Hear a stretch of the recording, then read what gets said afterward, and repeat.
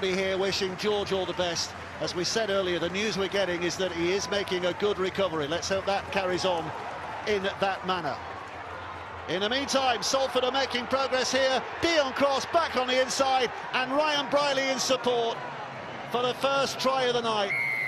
11 minutes played, and that applause that we heard suddenly becomes all Salford's, because they can celebrate. That was a really well-crafted try as well. And again, it comes from this willingness for the Salford Devils to shift the ball. And the Salford Tigers defence are just one step behind.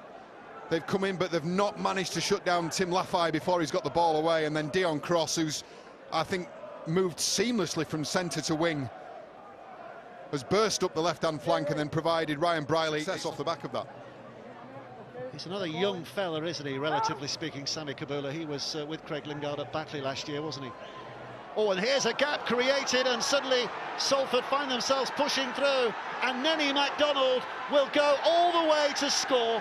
Early stages of this second half, and Nenny Macdonald with a terrific try that brings us all level again.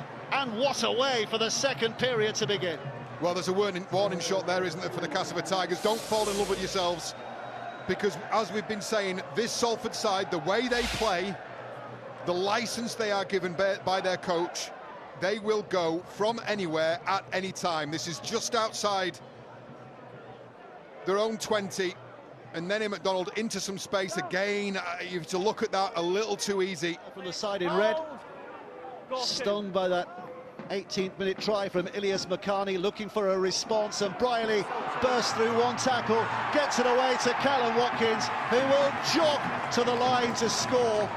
Just for a moment it looked as though he'd given his opponents an opportunity to make the tackle, but too big, too strong, and in the end just a little too quick. And Salford do have their response. First try of 2024 for Callum Watkins. A good player, wasn't it, from Ryan Brierley. Callum Watkins is the man who scores. He's been in top form the last couple of years. But Ryan Brierley, he just holds the ball, he pumps the ball, he manages to get through that defensive line, doesn't panic at all. 9 games in where a lot of players are playing hurt barriers, as you'll recall. That's what happens, isn't it? That's the game, that's the sport. And this is good stuff now from Tim Lafai. And Lafai like a rumbling train towards the try line. And Tim Lafai certainly over the line. The question is, has he grounded the football? And this is going to be a job, I think, the first job of the afternoon for our video referee, Tom Grant. And the decision is going to be a try, and Salford take the early lead. Well, that was a sensational try, wasn't it, from Tim Lafai? The words had just left my mouth about him being under an injury cloud. If he's injured, my word, lovely hands here.